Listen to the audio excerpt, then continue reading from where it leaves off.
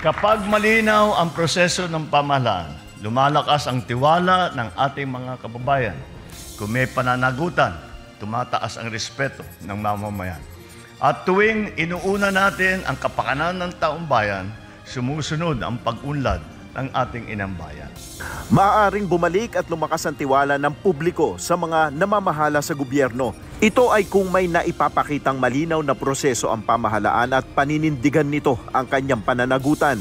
Ito ang binigyan diin ni Pangulong Ferdinand Marcos Jr. sa kanyang talumpati sa pagkilala sa mga natatanging inisyatibo ng barangay sa 2025 Galing Pook Awards sa Malacanang kanina.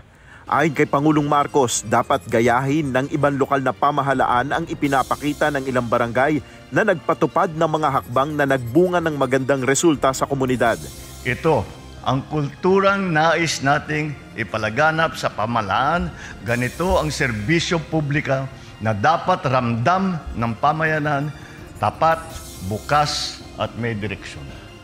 Let us strive to continue to replicate the success of these barangay initiatives on a national scale, learning what works and strengthening the systems that uphold efficiency, participation, and transparency in government. Kabilang sa kinilala ng Pangulo ang Barangay Blue Ridge sa Quezon City na naghanda ng mga residente para sa lindol.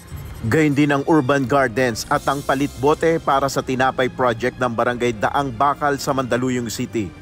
Ayon kay Pangulong Marcos, pinatunayan ng mga barangay na ito na hindi hadlang ang kakulangan ng pondo upang hindi makapagpatupad ng mga magagandang programa o proyekto. Hindi madaling gumawa ng mga programa lalo na kung limitado ang pondo. Kulang ang tauhan at marami pang mga ibang pangangailangan ang komunidad. Ngunit, pinatunayan ninyo na posible naman ang mahusay na pamamahala kapag malinaw ang layunin ng proyekto at tapat ang proseso sa pagpapatupad nito. Ayon sa Pangulo, iba-iba man ang programa, iisa ang mensahe na kapag tinutugunan ng pangangailangan ng tao, nagbubunga ito ng magandang pagbabago. Nel Maribuhok, UNTV News and Rescue. Diyos ang aming sandigan, serbisyo publiko ang aming pinahalagahan.